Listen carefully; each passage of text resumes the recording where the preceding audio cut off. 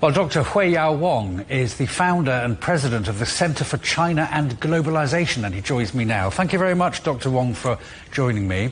Now, Egypt was the first Arab nation to establish these diplomatic ties with Beijing, wasn't it? What do you think is the significance of Li Qiang's visit to Egypt today, and what do you think it says about the timing of that visit? Well, I think this timing is very significant, as you mentioned at the beginning of the program. I mean, against this backdrop of geopolitical tensions, trade tariff wars, and of course, and also increasingly tense conflict in the Middle East. And so Chinese Premier first visit since he took office to Middle East, particularly to Egypt, with Arab League there, it shows that China attaches great importance, pays a great attention to this part of the world.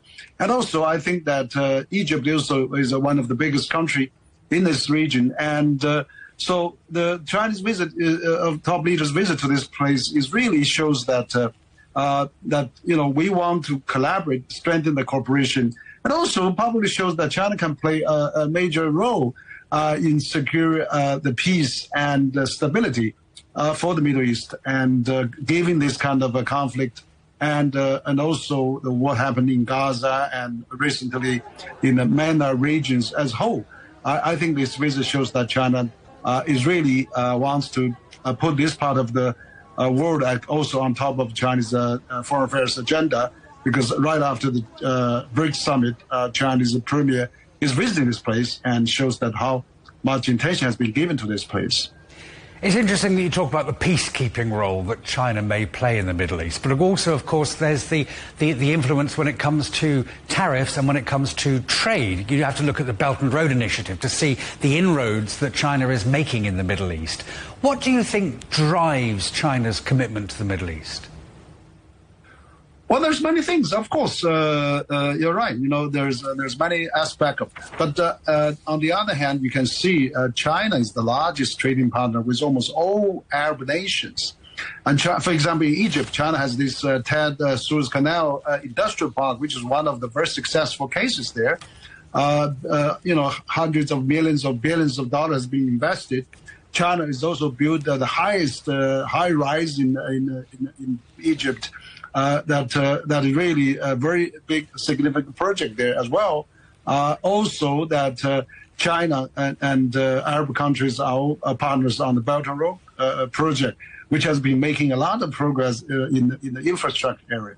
But furthermore, I think that China also views this part of the world as very important. Historically, we have always great relations with a long history, a cultural heritage. But more importantly, China has been a firm supporter of Palestinian cause, and of course also the Arab countries, rightful also the position in the Middle East. So particularly given what happening in the Gaza, in the conflict in the last three years, I think that Israel has alienated the Arab world, and China is really also wants to really see how China can play a major role. China has mediated between Saudis and Iranians, and that has been very successful. So also China got all the fractions of the Palestinian in Beijing and has also made a very good declaration on that. So it's time that China probably can more actively involved in the Middle East region, and then to see how peacemaking and mediating role China can play there. And I think this is something that Arab nations are looking forward China to be more active at. And I think China is also ready for that. As Foreign Minister Wang actually said at the last BRICS Foreign Minister meetings, BRICS countries are the best countries to do the mediating. They have no historical baggages. They have many success stories. And also they are not badly needed. So it's time that China, Arab countries strengthen their cooperation and also work out a new narrative, a new plan, probably for the future peacemaking and also development of China-Arab relation in general, and also given that the second China-Arab summit is going to happen in Beijing next year. So I think Premier Li Qiang's visit this time will pave a great foundation for future China-Arab cooperation. It will indeed. Dr. Huiyao Wang, thank you very much indeed for that.